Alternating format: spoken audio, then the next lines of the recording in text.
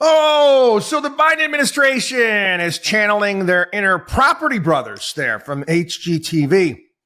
This is kind of funny. The story I see yesterday here on the podcast, we were making fun of all of the, we're making fun of it. We got to laugh at ourselves and our predicament. All of the money that we, the taxpayers, are spending on empty office buildings, federal office buildings that, the agriculture building, 90% empty. Most federal buildings, 80% empty. 80% empty. But anyway, Biden's got a plan. He's got a plan. And guess what it involves? Your money. You guessed it. That's right. Taxpayers, come on down. Because another $45 billion. $45 billion in federal funds Joe Biden wants to make available to various different developers out there to convert offices into residential space. They're trying to tie this into some of his green initiatives, which involves super low cost loans near transportation hubs.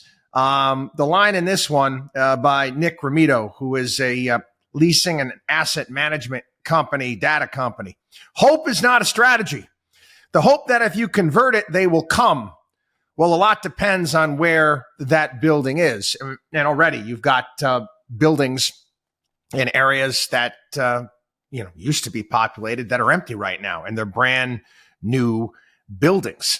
And in particular, he's talking about San Francisco and the issues that they have there and some other urban areas. You can build it all you want. You can fix it up. But if people don't want to come, they're not going to come.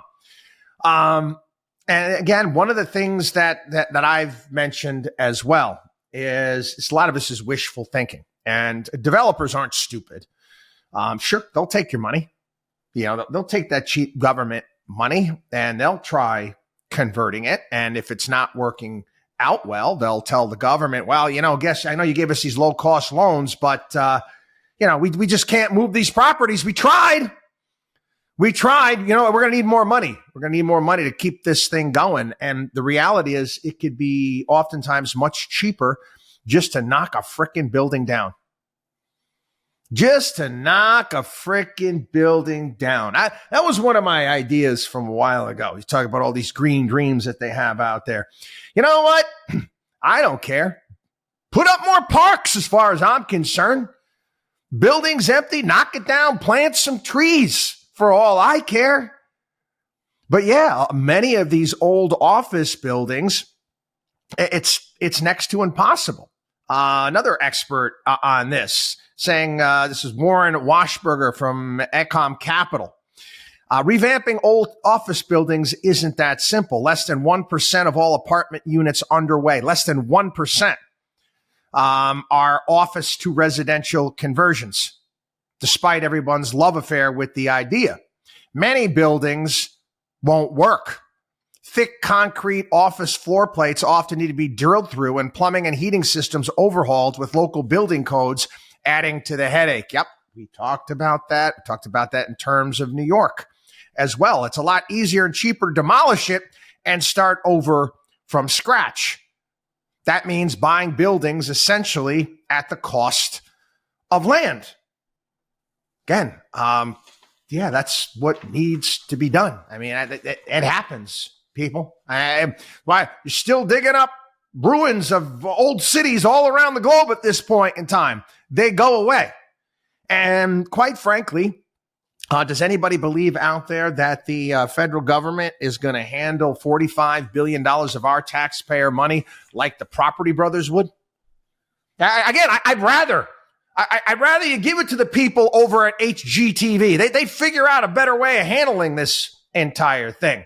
They can take a look at it and say, this is not going to work. And there's nothing wrong with that. There's nothing wrong with that. I've mentioned before, I said, some of these buildings are going to have to come down. It's the demographics have changed. Life has changed. But should the Fed be offloading as much office space? I don't care. Offload it at a loss. Okay? Offload it at a loss. Get rid of it. Get rid of it. No one feels like maintaining any of this space anymore. It's completely unnecessary. So rid yourselves of it. But don't, start throwing more like we always do as a country, throw more good money after bad. And they're calling this a green initiative as well. Right. WatchDog on WallStreet.com.